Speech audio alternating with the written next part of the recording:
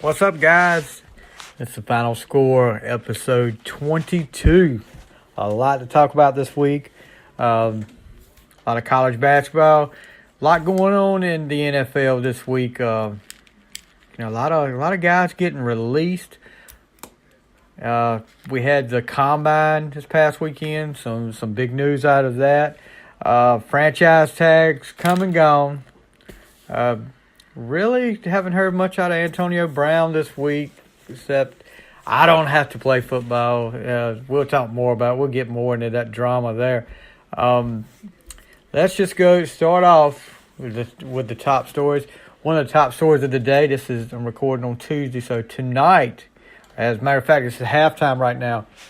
Duke is playing Wake Forest, and Zion Williamson is out again. His knee sprains caused him to miss his fourth straight contest, and more than likely will be the final home game of his Duke career against Wake Forest. It'll be hard to really think that he will be back for another year. I'm sure he's already figuring on the draft.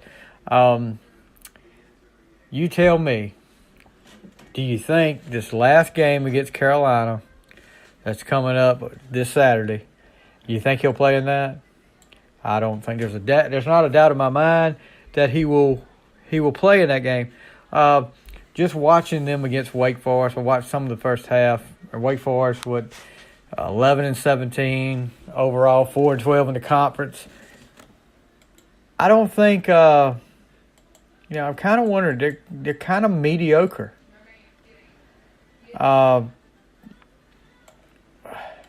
They're hanging right with Wake Forest. Wake Forest is really in this game. I think it's like a 1-point game at the half. So without Zion, I don't know how far Duke can go. Not saying Barrett and Reddish aren't talented, but you don't have much after that. Just like we said in the Carolina game, they scored 72 total points, and Reddish and Barrett had 60 of those 72 points. So really not a third option without him. Duke really needs him if they're going to go far in this NCAA tournament. Duke has gone 2-1 since the Carolina game, and they've dropped in the poll. I think the last, I don't know where they're ranked now, but I know they're out of the top 5 now. So it should be interesting to see how they go with this upcoming Carolina game and the end of the regular season. All right, moving on to the NFL. Big news out of Baltimore. A lot of changes in Baltimore. Flacco's gone to Denver. And Suggs is not under contract right now, so he's saying he wants to come back for another year and he wants to do it with Baltimore. We'll see. But today, the Baltimore Ravens have released Pro Bowl safety Eric Weddle. The move saves the Ravens $7.5 million in cap space. Weddle was looking to return to Baltimore for the fourth and final year of his contract, but voiced uncertainty about his future with the Ravens while attending the Pro Bowl in January. He stated after the season he retired, the team didn't bring him back, but later softened that stance and opened himself up to joining another club. Pro Bowl, all 3 of his years in Baltimore, 68 tackles and 1 sack in 2018. He's, long-time Charger. He got 3 Pro Bowls with the Chargers between 2007 and 2015. Now, the safety, there's a lot of safeties out there in the free agent market now. Earl Thomas, who is reportedly linked to Dallas. So we'll see about that. Earl Thomas is there, and now Landon Collins, who was recently informed by the Giants that he wouldn't be franchise tagged and pretty much guarantee that he will be a free agent now. So he hits the free agent market.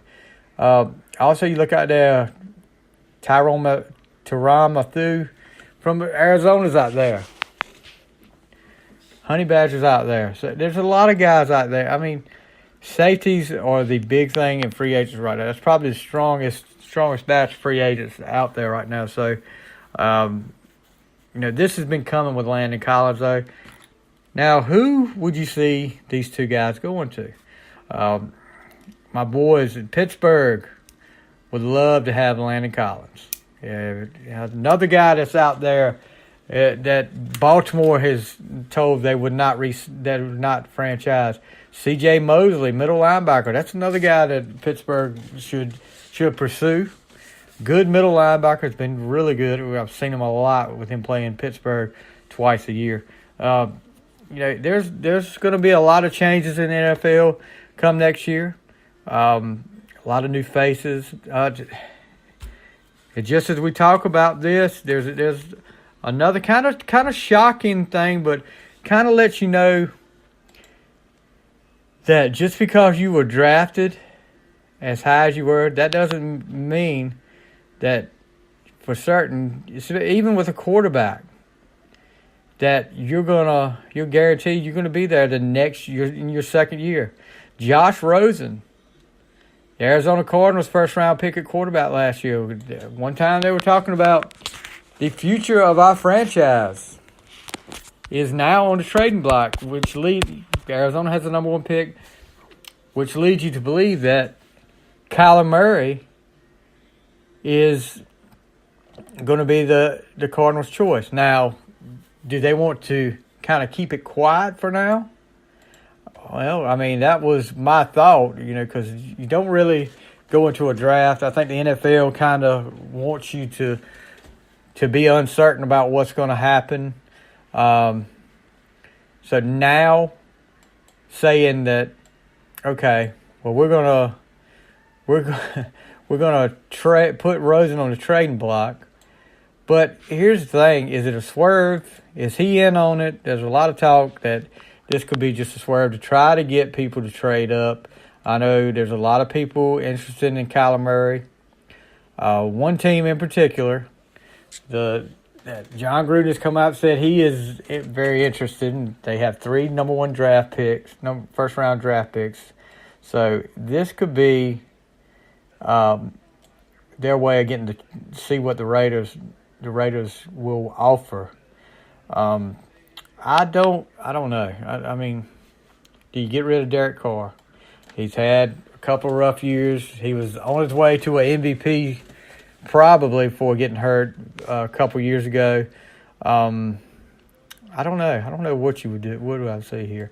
But if I'm Arizona, Josh Rosen is not the kind of splash quarterback that you would get with Kyler Murray. Without Baker Mayfield and these guys that make this splash, that's not Josh Rosen. He's kind of under the radar. He's really, just not the guy that sticks out like wow. But how do you pass up a guy like Kyler Murray if it's got a chance to turn your team around and you got a chance to, like Patrick Mahomes with Kansas City, something like that. You can't really turn down something like that. So Landon Collins, Eric Weddle, Josh Rosen on the trading block. Let's talk about the guys that did get 6 players get tagged. There was some franchise tagging. Le'Veon Bell wasn't one of them. Le'Veon, don't get upset. Le'Veon, according to a lot of places, the Jets are the front runners to sign Le'Veon Bell. Good luck. I hope he's in shape when he gets there. Franchise tags. These are the 6 players that got tagged. From the Cowboys, DeMarcus Lawrence, defensive end. Texans, Jadeveon Clowney, linebacker. Seahawks, defensive end Frank Clark. Chiefs, linebacker D. Ford. Falcons, Grady Jarrett. And the 49ers franchise a kicker, Robbie Gould. The ones that declined to franchise any tag, of course, we talked about Landon Collins from the Giants, C.J. Mosley from the Ravens, Trey Flowers, and Trent Brown from the Patriots. They were not no franchise tags for them. So, should be interesting to see where some of these guys end up. And it could make a big difference in the draft. We're going to do We're going to talk about a mock draft in one of our segments tonight. But really, and I'm looking at the Carolina-Boston College game now, 16-16 right now, and it's just about halfway through the first. Carolina's been on a roll lately, and hitting their stride, maybe at the right time, but we'll see. They kind of struggling with Boston College right now. When we come back, we'll do some local news. A situation that happened this past Friday night in a girls' high school state playoff game that is unlike anything I've ever heard before in my life. Haven't heard it in the movies or any other kind of sports. Just a totally mishandled situation, and we'll talk about that, and we'll talk about more. All right, guys, back on the final score. Situation this past Friday night, like I talked about before the break, at a state playoff semifinal game, winner goes to the state championship game between a Brunswick Academy and Middleburg Academy. This is the Virginia State Championship, the Virginia State Playoffs. A bizarre situation. I mean, it's something I've watched a lot of sports. I watched a lot of basketball, a lot of football, some baseball, but never seen situation quite as bizarre as what happened this past Friday night. Now, I've got a statement from one of the coaches for Brunswick Academy, which is Christine Thompson. Brunswick has had a pretty good girls program over the years, but never got this far into the state playoffs. I mean, they're playing for a chance to get to the state championship game. And once you hear this story, I hope you'll think they deserve to be in the state championship game. And I really don't understand how this was handled, how grown people could mishandle a situation so bad, because it just felt like it was a snowball. For getting a phone call from a parent talking about how bizarre this situation was handled right after it happened. And these are teenage girls. These aren't professional athletes that are paid. You look at the New Orleans Saints situation with the Rams and the Saints in the NFC Championship game. Very similar situation. Totally bad call made. But these are professional guys that get paid. What I'm talking about, what I'm about to tell you about, is teenage girls that work their butt off just for the chance to win a championship. And, to have it taken away the way it was is just totally so wrong. I mean, it'll tear your heart out, because you know how it would affect these girls. Any athlete, especially a high school athlete that works from weeks and weeks and even months before the season starts to get to that game, and then you see it all taken away from you by somebody that makes a really bad decision. It's just not right. So this is a statement from Brunswick Academy coach Christine Thompson. She's one of the coaches. There's two of them. Okay, for the first time in school history, Brunswick Academy Lady Vikings made the Final Four in the state tournament. In the fourth quarter of the semifinal game, the score was 49-47 in favor of Brunswick. Middleburg scored a layup, and the clock keeper put the score on the wrong side of the scoreboard, accidentally making the score 51-47 instead of 49-49. The clock keeper could not fix the score until the clock stopped. When the clock stopped, there was 2.3 seconds on the clock, with Jamie Saunders from Brunswick drawing a foul and get to the line to shoot 2 foul shots. However, upon resetting the clock, the official scorebook stated that the score was 50-49 in favor of Middleburg. Middleburg had chosen not to have a scorekeeper. However, Brunswick Academy scorekeeper, Middleburg's head coach, and Brunswick Academy's head coach all agreed that the score was 49-49, except for the official scorekeeper. Since the, quote, official scorekeeper was adamant that the young lady made both shots, the referees went with the ruling. So the score at this time was changed to 50-49 in favor of Middleburg. Saunders went to the line and made one of her 2 free throws, ending the fourth quarter 50-50. The team were made to go into overtime, and Brunswick Academy was beat in overtime. Now, this is where everything gets cuckoo, really cuckoo. This is a strange situation.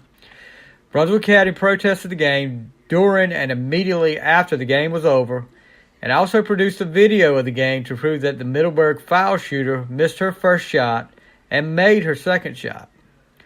The game footage was reviewed by the, quote, official scorekeeper, and he agreed that he made a mistake. The score should have been 49-49 at the time that Jamie Saunders went to the foul line. With Saunders making one of her 2 shots, that made the official score 50-49 in favor of Brunswick Academy, and only 2.3 seconds left on the clock. At that point in time, someone from the VISAA's executive committee stated that they could not let a semifinal state game end with such controversy, and they needed to finish the game with Brunswick Academy up 50-49 with 2.3 seconds on the clock. The game was played during halftime of the following game. Time ran out, and this time Brunswick Academy won the game 50-49. So these girls go home on Friday night after strange situation as it is right now. These girls from Brunswick go home ecstatic. I mean, you think about it. They've worked so hard all year long, and they're going to get a chance to achieve their goal. They're going to get a chance to win a state championship, and they've got a chance. They're already made history. They're in the first state championship game, Brunswick Academy girls basketball, their first state championship game. This is where it really goes crazy here. The next morning, VISAA's board member called Matt Feynman, BA's athletic director, stated they were reversing their decision and Middleburg would be the winners and Brunswick Academy would not play in the final championship game. The reason stated by the VISAA for reversing the petition decision was from the NFHS basketball rules, Rule 2, Officials and Their Duties, Section 2, Officials Jurisdiction, Article 4. The jurisdiction of the officials is terminated and the final score has been approved when all officials leave the visual confines of the playing area. However, they are leaving out the following note that states the following under the same article. The officials retain clerical authority over the contest through the completion of any report, including those imposing disqualifications which are responsive to actions occurring while the officials had jurisdiction. State associations may intercede in the event of unusual incidents that occur before, during, or after the official's jurisdiction has ended, or in the event that a contest is terminated prior to the conclusion of regulation play. Now, if you don't think this is an unusual situation, then I don't know what you would consider an unusual situation. This is one of the most bizarre situations in pro basketball, college basketball, high school basketball, any kind of basketball I've ever seen in my life. I would have to say, then this is back to the statement, I would have to say that this is an unusual instance. I feel that the VISAA had no grounds for overturning their original decision, and Brunswick Academy should have played in the championship game. I feel that the whole situation was handled poorly by the VISAA's executive committee. These adults need to step up and admit that they are wrong. In my eyes, the only way to make this right is to say that Brunswick Academy and Middleburg are both runners-up in the state finals and award both teams that honor. We are not asking for the VISAA to take away anything from any of the girls.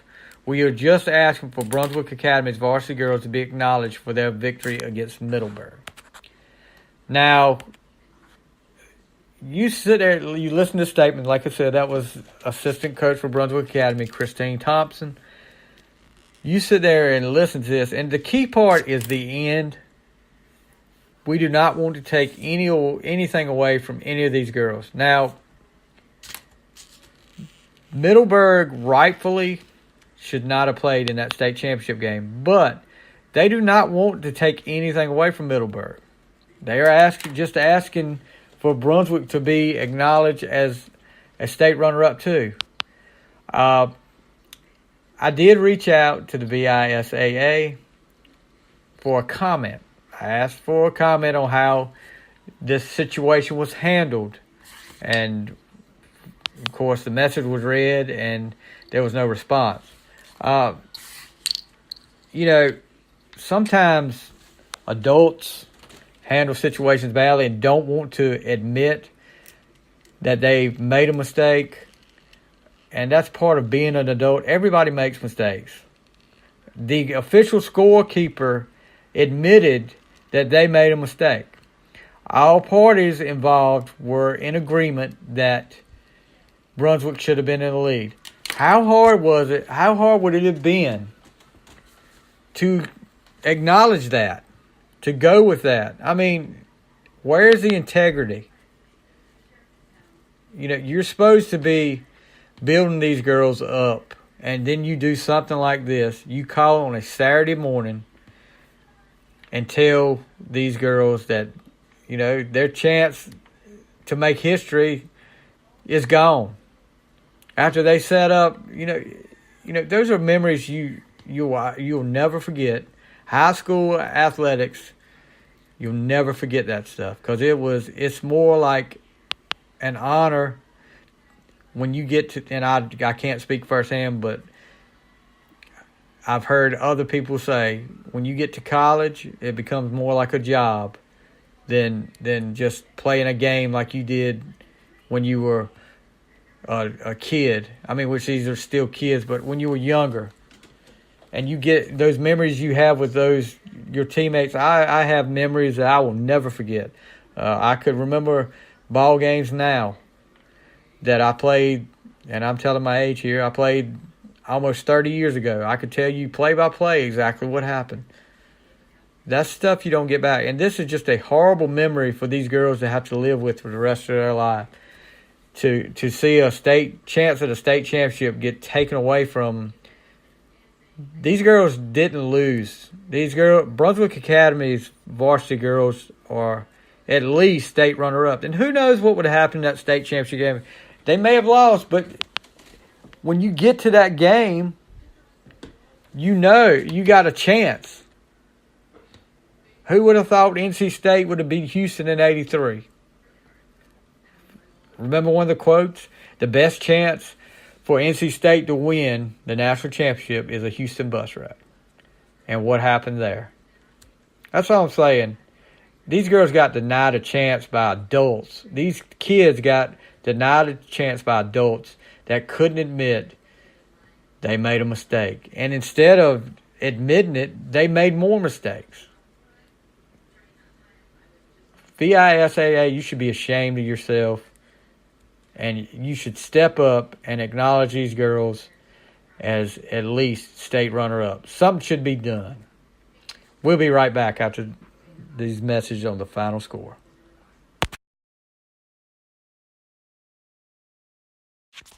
All right, guys, back on the final score. We have done this in a couple weeks, and since the combine was this past week, and a lot of changes have happened in this mock draft. We're going to go over the first round, what we think will be the first round of the NFL draft this year. It's a little more than a month away, less than 2 months, so a little more than 1 month away.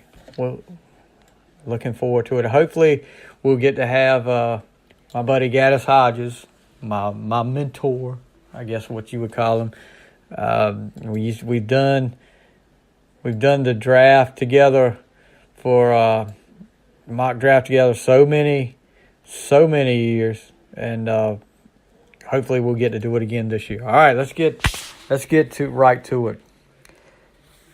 Okay, So all year, all season long, and even before that, there was so much talk about Nick Bosa would definitely be the number one pick, defensive end from Ohio State.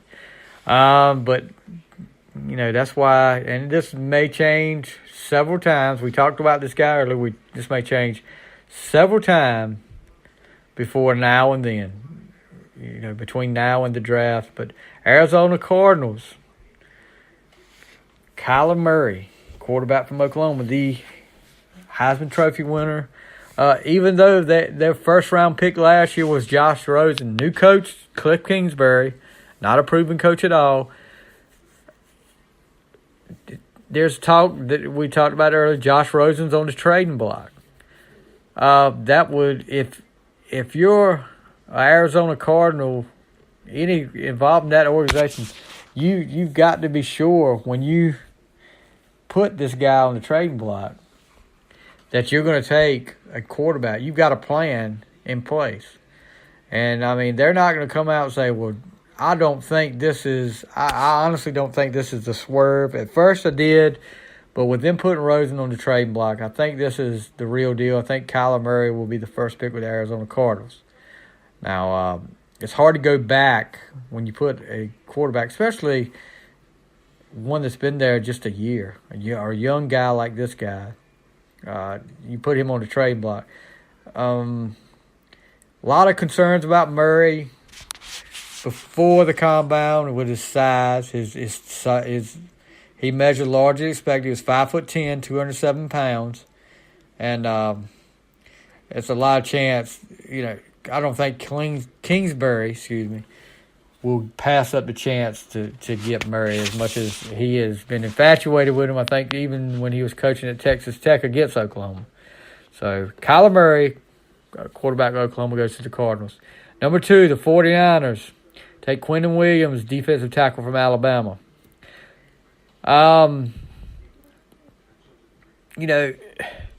This really solidifies their defensive line. You've got DeForest Buckner, and then you've got number 3 overall pick from 2017, Solomon Thomas, on the edge. So, that's going to be a heck of a defensive front for the 49ers. And 49ers may, depending on Garoppolo, 49ers may make a big, big step this year. So, number 3 pick, the New York Jets. The Jets could be open to trading down, but if Nick Bosa from Ohio State sitting there, I think they take him. And I'm saying the Jets take Nick Bosa, defensive end, Ohio State, with the 3rd pick.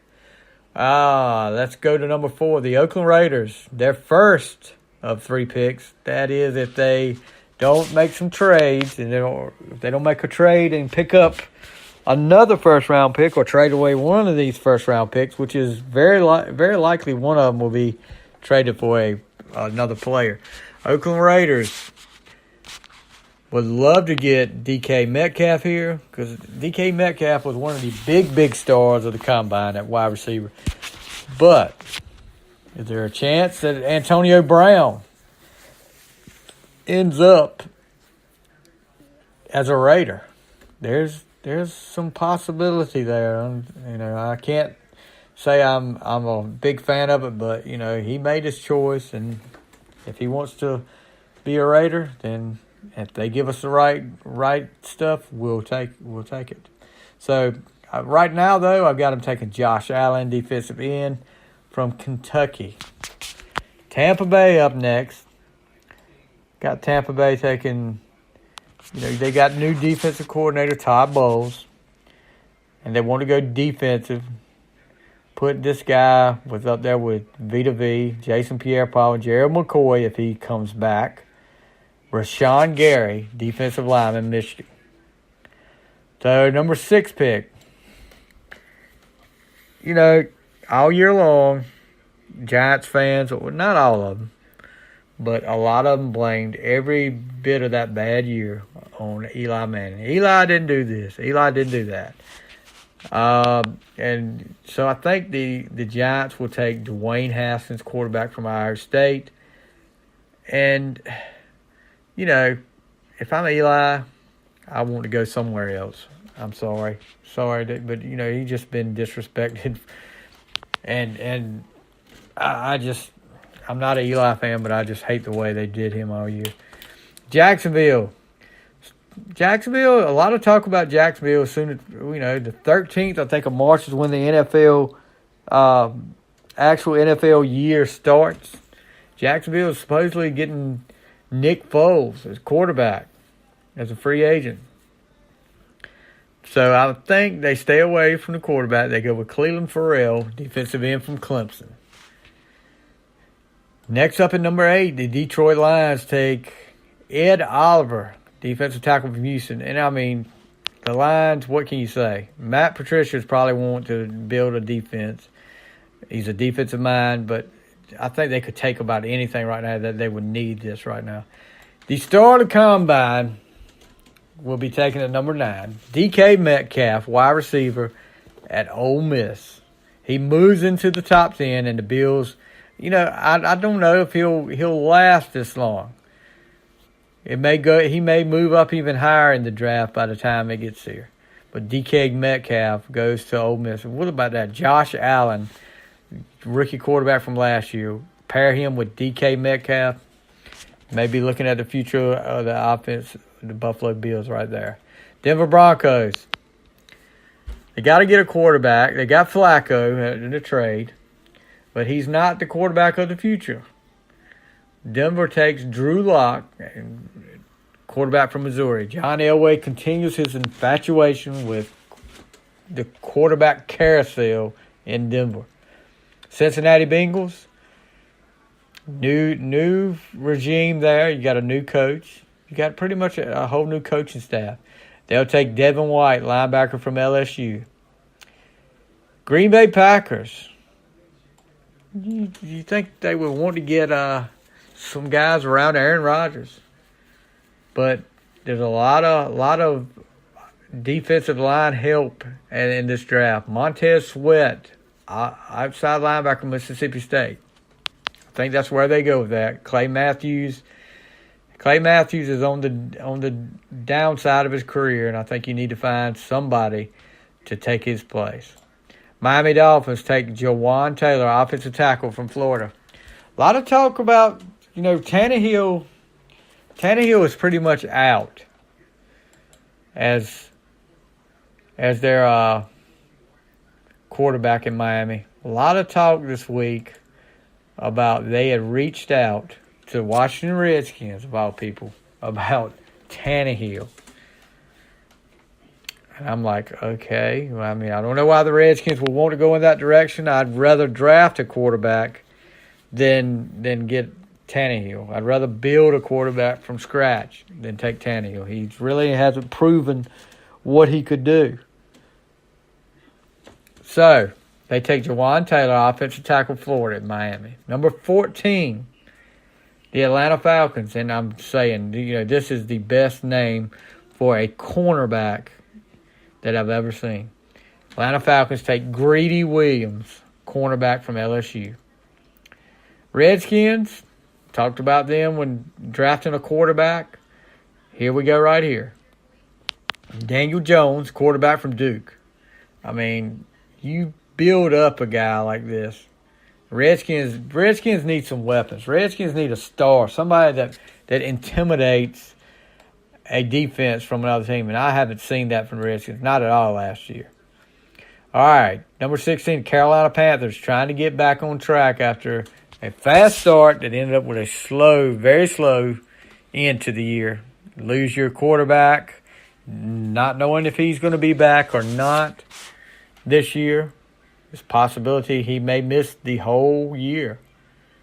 But the Carolina Panthers look for somebody to protect him, and they get Jonah Williams, offensive tackle from Alabama. All right. When we come back, we'll do picks 17 through 32 in our mock draft, and then we'll talk about some other stuff. Is there a Major League Baseball team coming nearby? We'll talk about that and more when we come back on The Final Score. All right, we're back on The Final Score, guys. We're going to finish up this mock draft, the first round of this mock draft. We left off, we're at pick number 17, the upstart Cleveland Browns. Don't know what's going to happen with Cleveland with Kareem Hunt. They have signed him to a contract. Whether he's able to play or not, we don't know. But here's where Cleveland tries to shore up the defense, add another piece to that defense.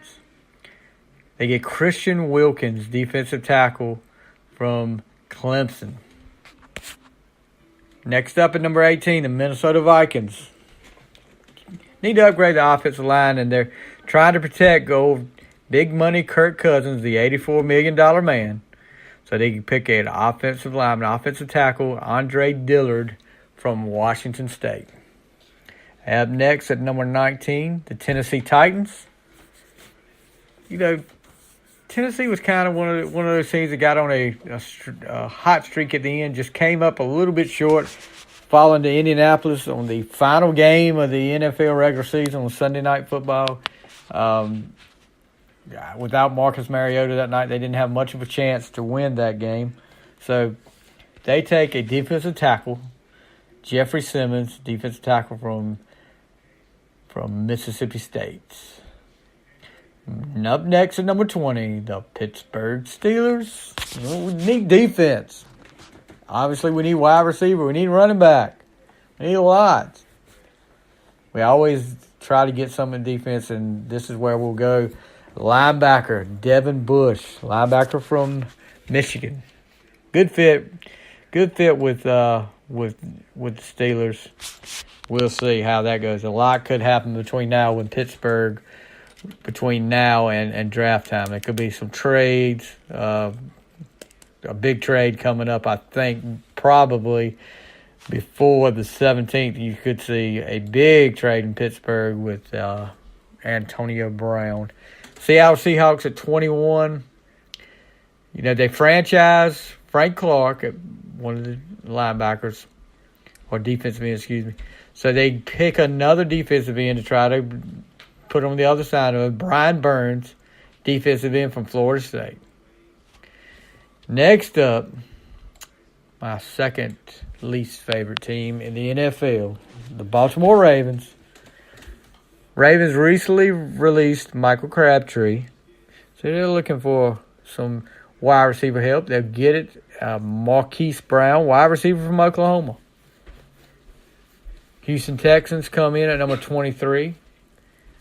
They take Noah Fant, tight end from Iowa. Trying to give Deshaun Watson another weapon. Number 24. Oakland Raiders, their second pick. They got this from the Bears for Khalil Mack. They get a cornerback, DeAndre Baker, cornerback from Georgia. Philadelphia Eagles need some running help. Philadelphia Eagles get Josh Jacobs, running back from Alabama. A lot of Alabama. Well, not as many Alabama. Just Alabama and Clemson are up here a lot. Of course. Up next at number 26, the Indianapolis Colts. Indianapolis is a team, you know, that could be really on the rise. You know, we talked earlier about Le'Veon Bell probably going to the Jets, but who knows? You know, you could see him there with at the Colts, and that would be a big plus for the Colts. Colts are a team on the rise, in my opinion. I've got them adding a piece of the puzzle to the defense. Byron Murphy, quarterback from Washington. So now we're up to the third first-round pick for the Oakland Raiders, the one they got for Amari Cooper when they sent him to Dallas. And they take a wide receiver to replace Amari Cooper. They got N'Keal Harry, wide receiver from Arizona State. I mean, like I said, this could change because we may see an Antonio Brown Raiders jersey before we know it. As much as that would not, never mind. So, the Chargers come up next.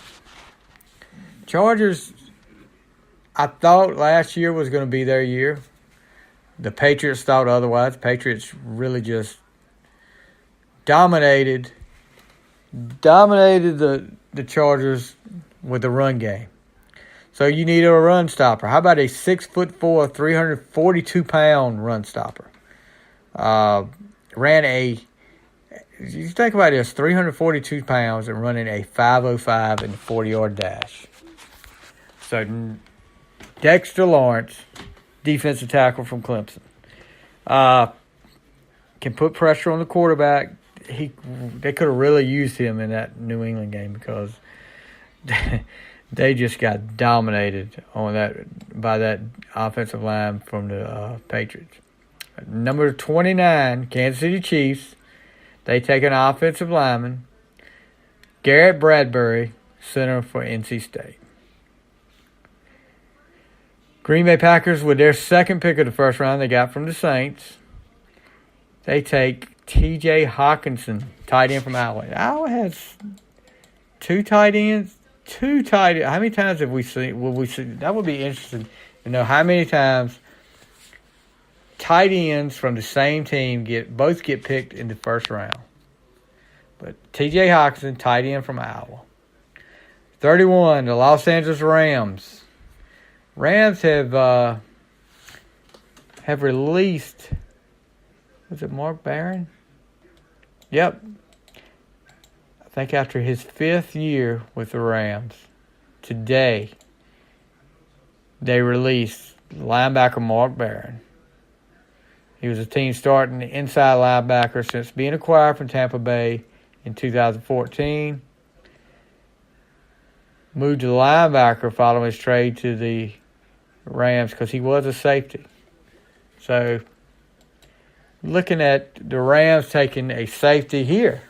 Taking Jonathan Abram, safety from Mississippi State. Because it looks like LaMarcus Joyner is probably gone in free agency. So they're going to take the top safety on the board. This guy is the top safety on the board right now. New England Patriots, the Super Bowl champions, at number 32, take Charles Omenihu. I butchered that name, I'm sure. Defensive end for Texas. Trey Flowers didn't get franchised. He's probably going to be a free agent. So this would make sense for the Patriots, my least favorite team in the NFL. So it makes sense for them to pick this guy as with their first round pick.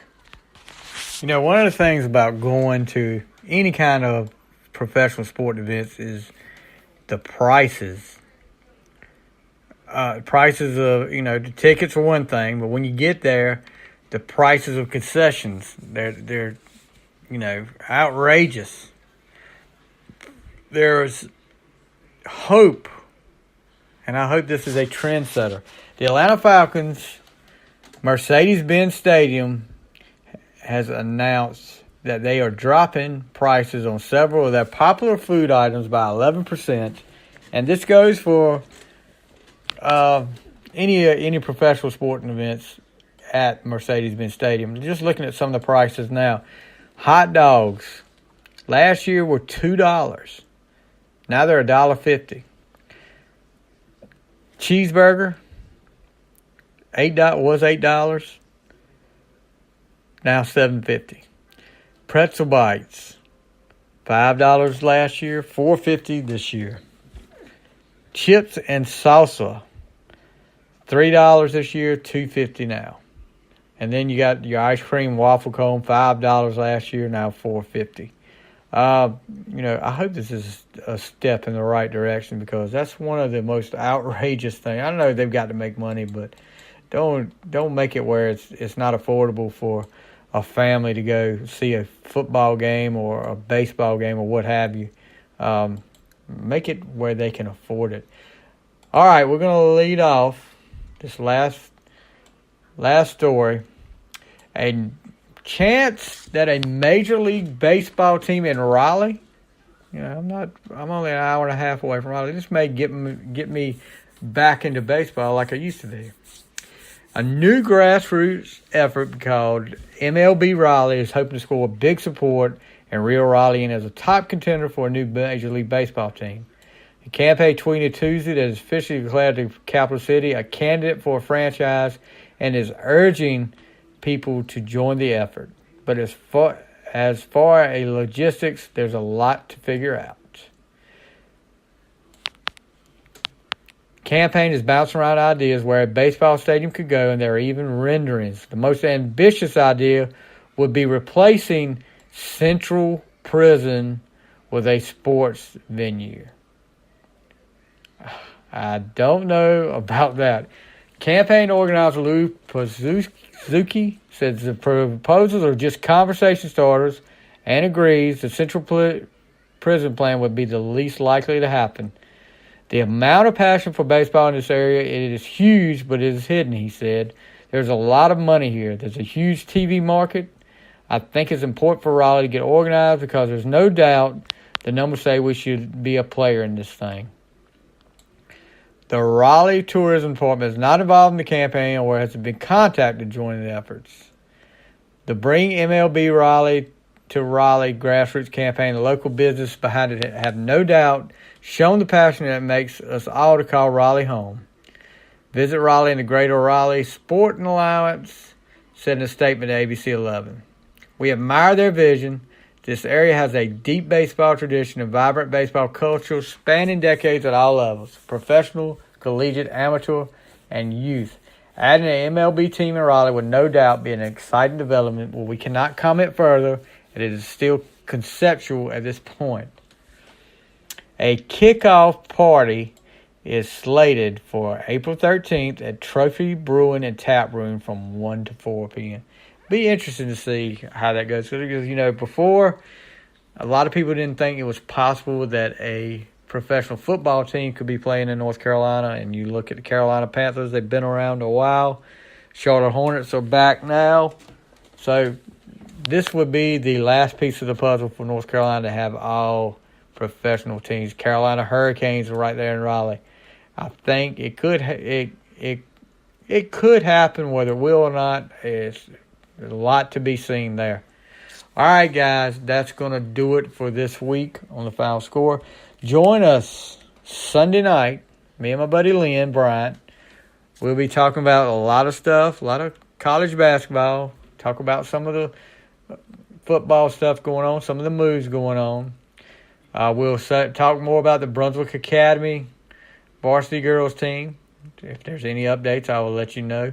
And then we'll also do our top 10. We did our top 10 UNC Tar Heels basketball players of all time last week. We're going to do our top 10 sports movies of all time this week. And I'm going to get it out there on Facebook, see if you guys have any idea what you might think. All right, guys, that's going to do it for this week. That's the Final Score.